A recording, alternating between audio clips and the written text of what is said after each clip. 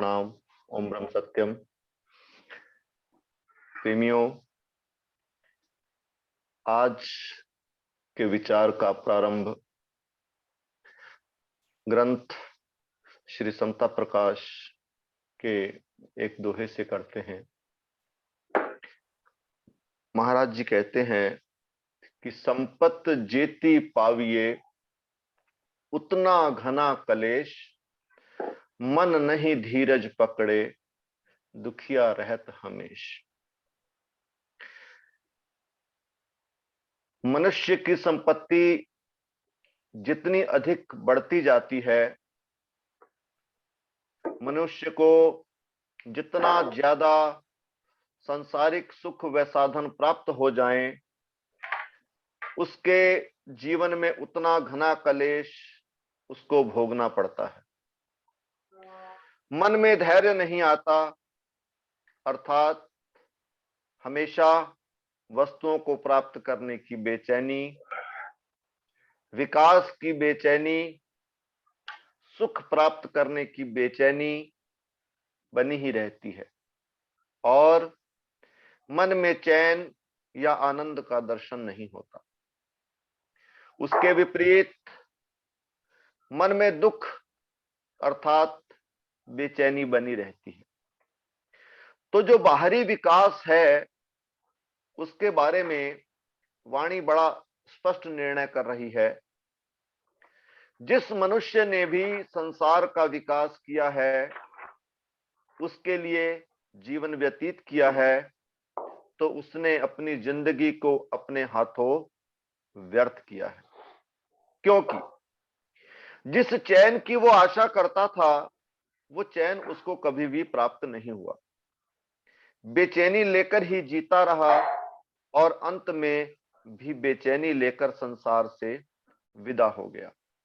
लेकिन एक दूसरी बात भी है कि सब देवों का देव जो सर्वशक्ति भंडार, मंगत पाया नाद को जो सर्व करे उजियार। जितनी भी हम बाहरी उपासना करते हैं देवी देवताओं की और उनके अंदर अलग अलग शक्तियों की कल्पना करते हैं कि उनके द्वारा मेरा काम सिद्ध हो जाएगा, गुरुदेव कह रहे हैं कि सब देवों का देव जो सर्वशक्ति भंडार, मंगत पाया नाद को जो सर्व करे उजियार।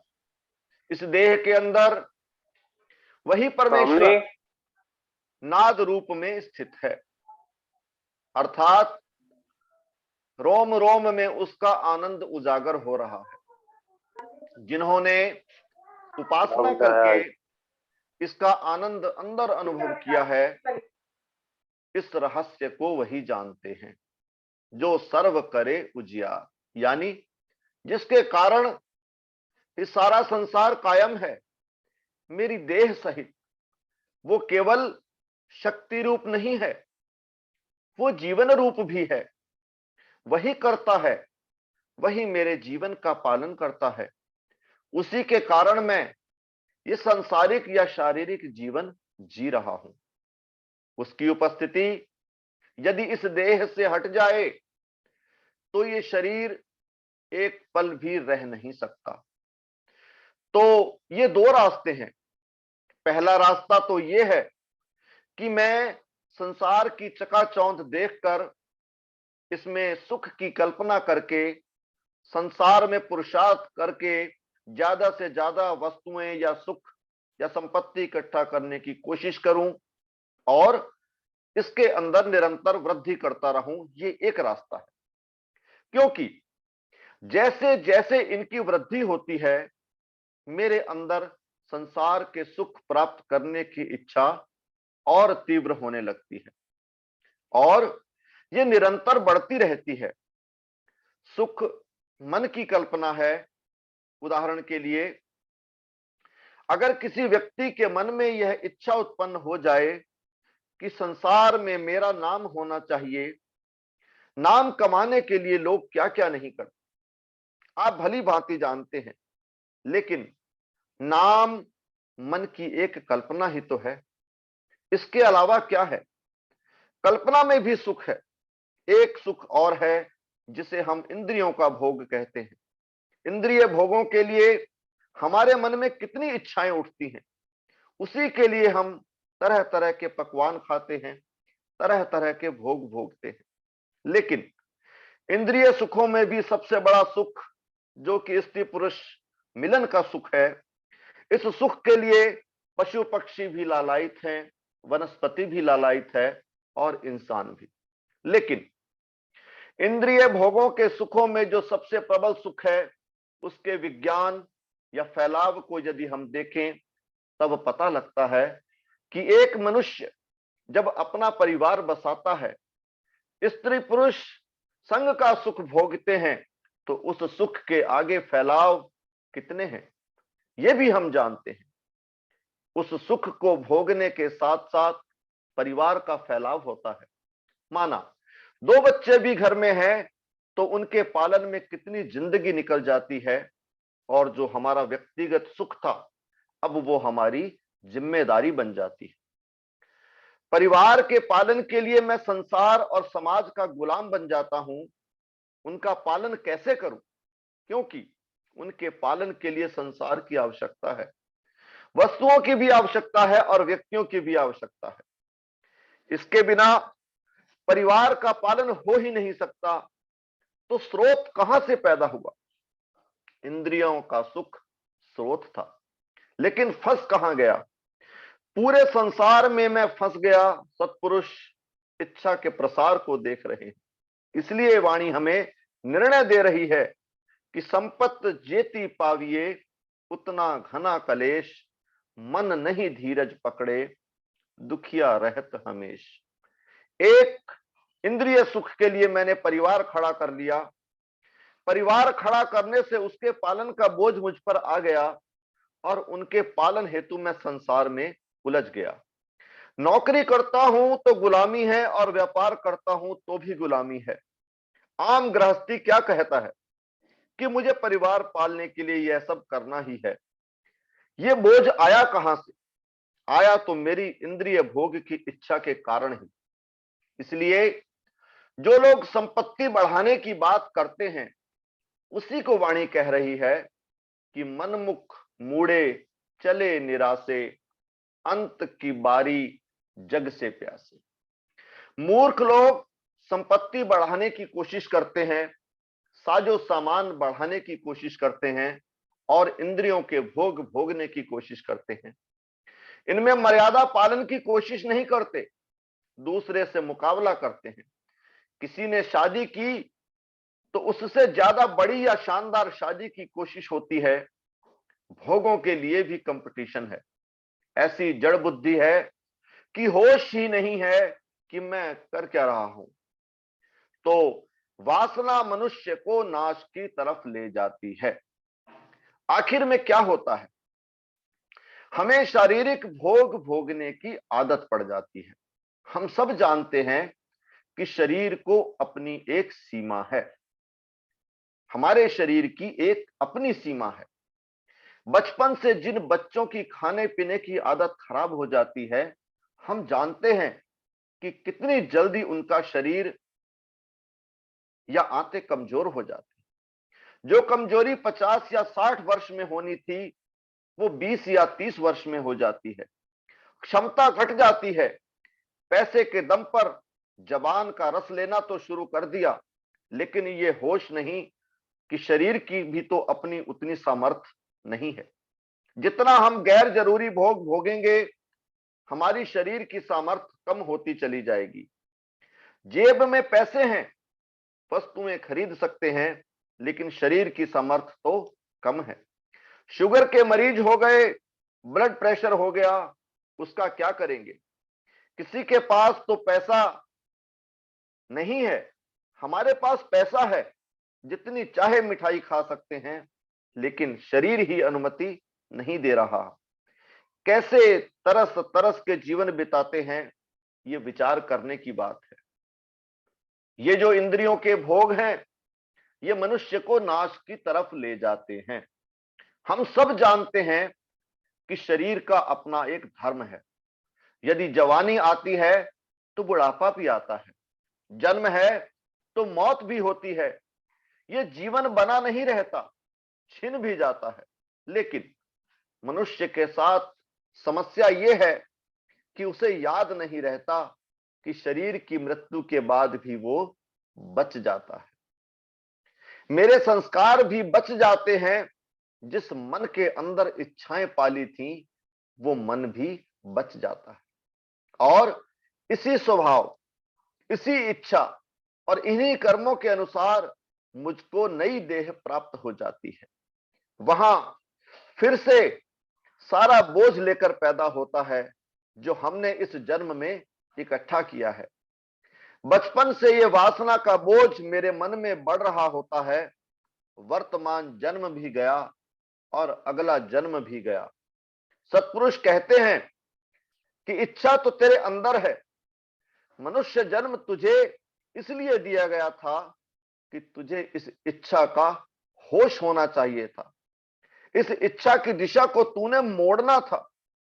तूने अज्ञानियों के साथ रहकर अपना जीवन बर्बाद कर लिया। तूने इस इच्छा को समझा ही नहीं। तो सत्पुरुष याद दिलाते हैं कि तेरे पास दो चीजें हैं, एक अमर चीज भी है और एक नाशवान चीज भी है। देह नाशवान है, इंद्रियों के भोग नाशवान है। इनसे बेचैनी जन्म लेती है। इस देह के अंदर वो ईश्वर भी तो बैठा हुआ है, जिसकी वाणी याद दिला रही है कि सब देवों का देव जो सर्वशक्ति भंडार, मंगत पाया नाद को जो सर्व करे उजियार।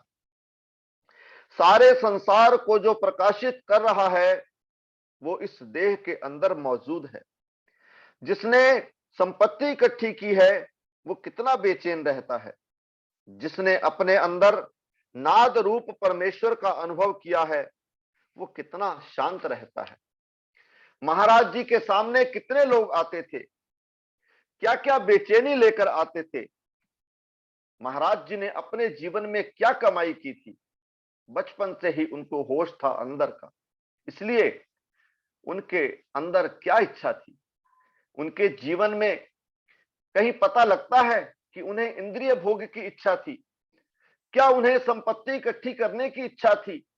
उनकी एक ही इच्छा थी कि जो अंतर्यामी परमेश्वर है, जिसका आनंद बचपन से ही उनको प्राप्त था, पूर्व जन्म में उन्होंने उसका अनुभव कर लिया था, उसके लिए जीवन व्यतीत किया था। वो आनंद बचपन से उनके अंदर प्रकट था।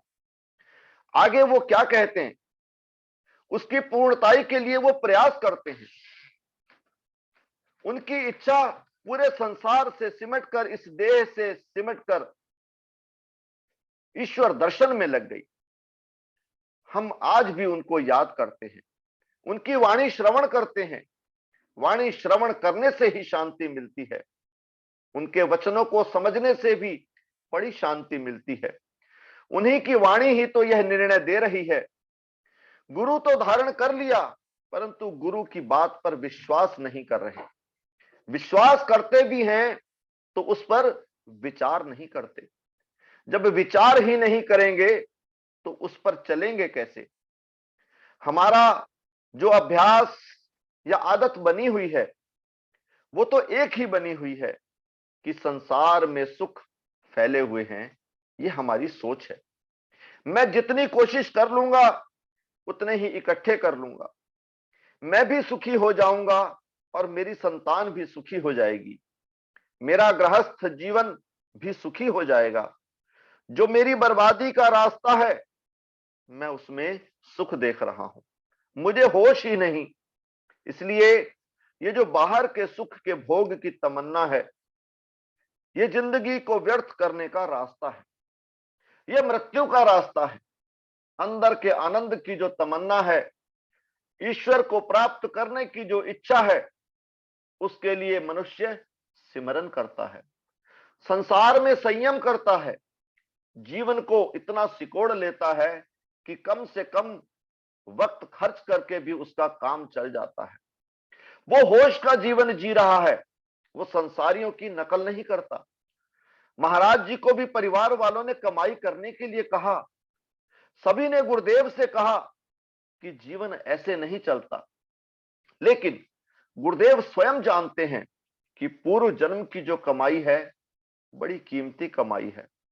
इस जन्म में ईश्वर ने मुझे वापस की है, अब उस कमाई को मैंने बढ़ाना है। उस अवस्था तक मुझे पहुंचना है जहां जाकर मौत का भय खत्म हो जाता है, शरीर की जरूरत खत्म हो जाती है, मन पूर्ण तृप्त हो जाता है। मन इतना तृप्त हो जाता है कि इस प्रिय शरीर को, इस चकाचौंध वाले संसार को भी वो भूल जाता है। इसका अस्तित्व ही उसके लिए खत्म हो जाता है, इसलिए वो समाधि में रहना चाहता है।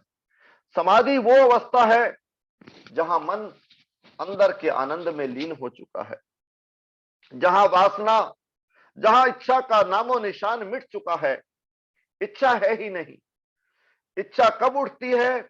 जब कोई कमी महसूस होती है, जब सब कुछ मिल गया, जब पूर्ण तृप्ति हो गई, फिर इच्छा क्यों उठेगी?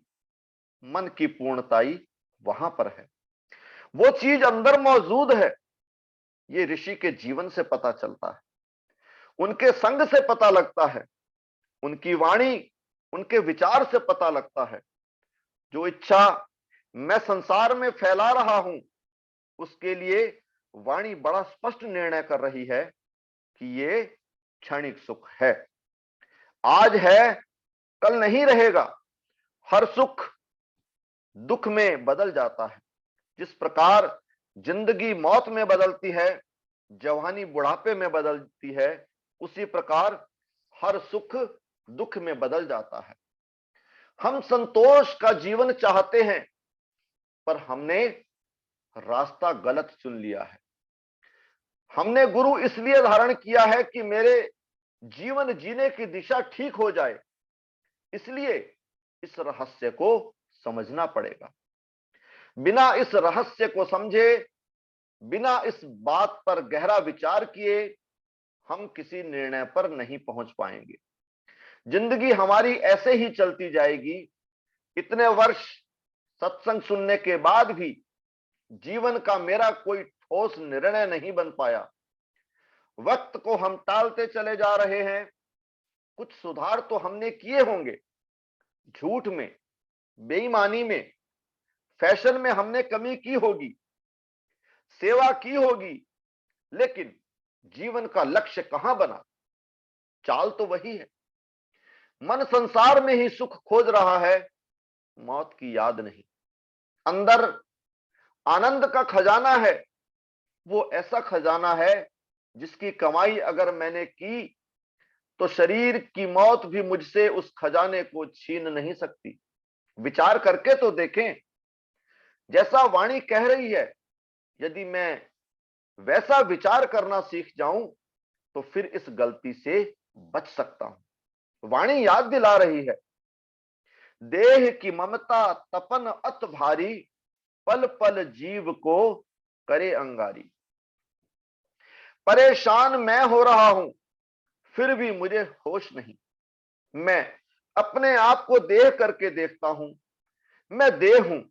इस भाव से मुक्त होने के लिए ये मानव जन्म मिला। मैं ऐसा मूढ़ कि इस बात को ही नहीं सीख सका कि मैं जीव हूं, हर पल इस अग्नि में जल रहा हूं। इस अग्नि को शांत करने के लिए यह मानव जीवन मिला।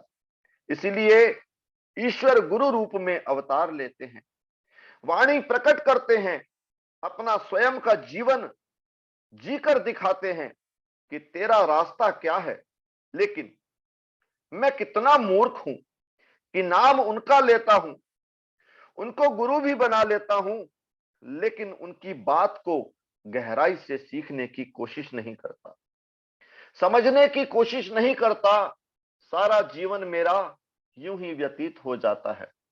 वाणी कह रही है कि मनमुख मूड़े चले निरासे, अंत की बारी जग से प्यासे। मनुष्य जन्म बड़ा कीमती है। इच्छा ऐसी भूख है जो हमें खत्म कर देती है। इस भूख को वो खुराक देनी थी कि इच्छा खत्म हो जाए, लेकिन मैं इस भूख की पूर्णताई संसार के भोगों में देख रहा हूं। मुझे पता नहीं कि इससे तो इच्छा और बढ़ जाएगी। इस इच्छा की पूर्ति का रास्ता अंदर से होकर जाता है, ईश्वर से होके जाता है, जो कि मेरे रोम रोम में बस रहा है, जिसे कई नामों से जाना जाता है, जिसका अनुभव सिमरन के द्वारा होता है। इसलिए सिमरन सबसे पहली जरूरत है मानव जन्म की।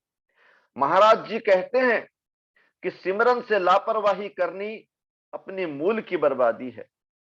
मेरी सारी इच्छाओं की तृप्ति तो उस सिमरन के द्वारा होनी थी, और मुझे इसका पता ही नहीं और ना सीखने की कोशिश की। इसलिए भूल कर भी यह निश्चय ना पाल लें कि संसार में संपत्ति बढ़ाकर मेरा जीवन सफल हो जाएगा और मैं तृप्त हो जाऊंगा। जब विवेक के साथ वाणी के महत्व को समझूंगा, सत्पुरुषों की बात मानूंगा, तभी मेरा कल्याण होगा। जब मनुष्य को अंदर ईश्वर का अनुभव होता है, तो उस ईश्वर दर्शन की इच्छा और गहरी हो जाती है। यह इच्छा जब गहरी होती है, तो ईश्वर का अनुभव भी और गहरा होता है, और एक दिन उस ईश्वर का पूर्ण अनुभव करके वो मुक्त होता है।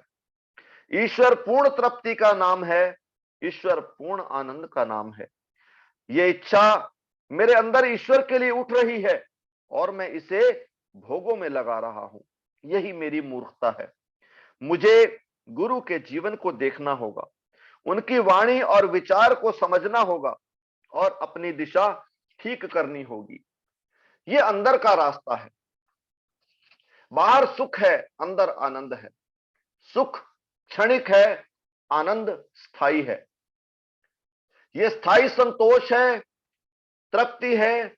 मनुष्य जीवन अंदर जाने के लिए मिला है, बाहर की भटकन से मुक्त होने के लिए मिला है।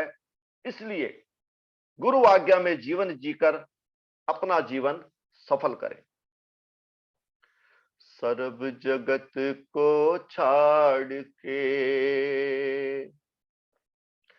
तुध दर धूड़ रमाऊं, मंगत दीन दयाल प्रभु, मत कित दर्शन पाऊं। सर्व जगत को छाड़ के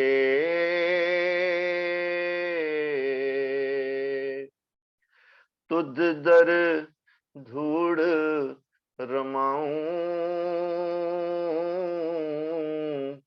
मंगत दीन दयाल प्रभु, मत कित दर्शन पाऊं। ओम ब्रह्म सत्यम सर्वाधार।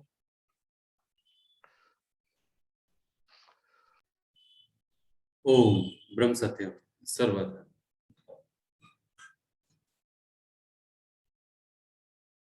गुरु इस जीव के लिए दुख से दूर करने के वास्ते ही इस संसार में आता है। इसीलिए वाणी ग्रंथ श्री समता प्रकाश में हम सबका मार्गदर्शन करती है।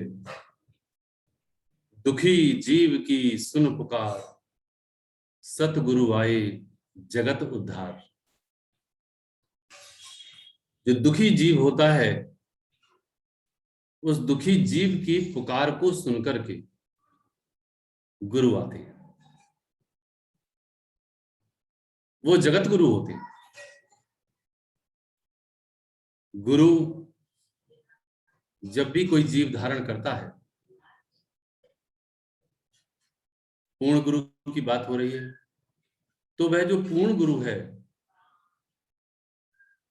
वह गुरु जीव के हर दुख को हरण करने के वास्ते संपूर्ण शिक्षा जी करके और लिख करके देकर जाता है। लेकिन उस जीव का बड़ा दुर्भाग्य होता है जो गुरु को धारण कर तो लेता है, लेकिन उसकी शिक्षा को ना तो सुनता है, और यदि सुनता है तो उसे अपनाता नहीं।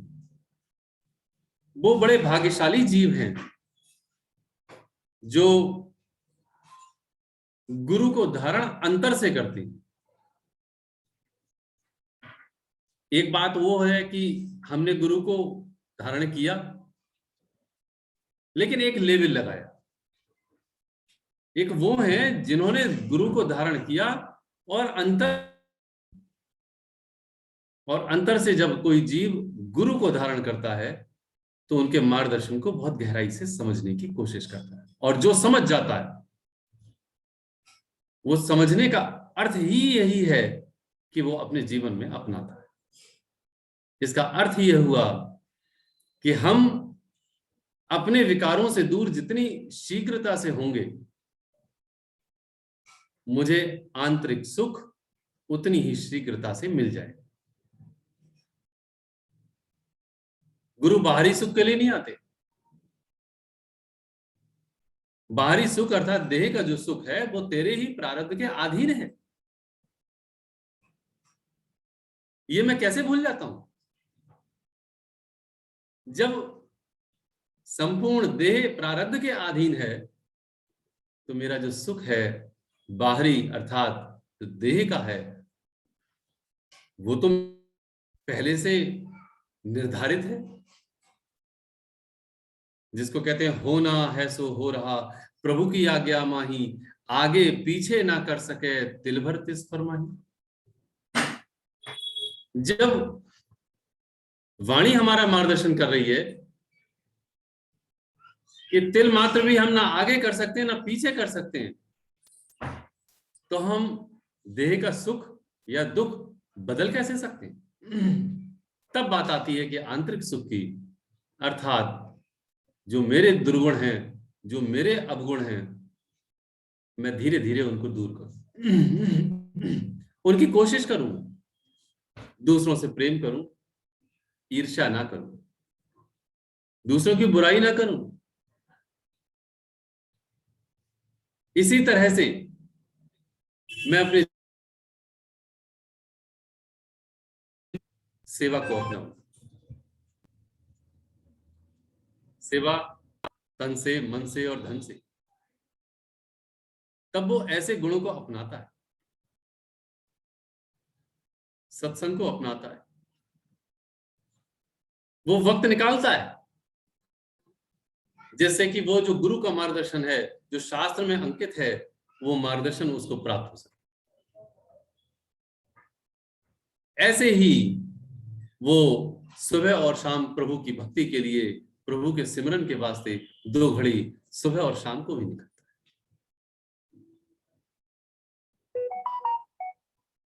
तो ये जो सद्गुण है वो अपनाने की कोशिश करता है, और जो दुर्गुण है, जो उसके अवगुण हैं, वो उनको छोड़ने की कोशिश करता है।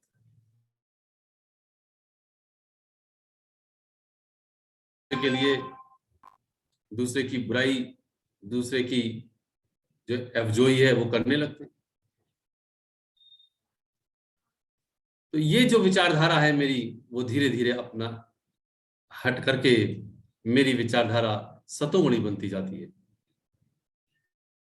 दिन ऐसा आता है कि मैं गुरु के मार्गदर्शन के आधार, जो ईश्वर के सदग्रंथ हैं उनके आधार पर, मैं अर्थात जीव उस स्थिति पर पहुंचता हूं जो मुझे सुख, आनंद, चैन आंतरिक रूप से मिलने लगता है। और जब सुखी होता है आंतरिक रूप से, तब वो बाहर सुख बांटता है, प्रभु का गुणगान करता है। महाराज जी कहते हैं आनंद की बाढ़ आई हुई है। उनके पास तो कुछ भी नहीं था, जो बाहर से अगर हम देखें तो उनके पास तो कुछ भी नहीं था, लेकिन वो ब्रह्मा, वो पार ब्रह्म परमेश्वर है, वो ईश्वर, इसीलिए आज हम और आप उनके चरणारविंद में नमन करते हैं, शरणागत हैं, दंडवत प्रणाम करते हैं और उनसे कृपा मांगते हैं कि हे परमेश्वर, हे ईश्वर, हे परमात्मा, जिस तरह से आपने जीवन व्यतीत किया,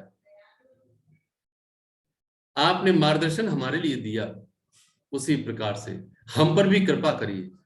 हम भी दुर्गुणों से दूर हों, इन अवगुणों से दूर हों, कोशिश करें और प्रभु की कृपा प्राप्त करने की खातिर, चैन पाने की खातिर हम पर आप ऐसी कृपा करें कि हम प्रभु के शरणागत हो जाएं और अधिक से अधिक प्रभु के मार्गदर्शन में हम आगे बढ़ सकें। ओम सर्वत। आज के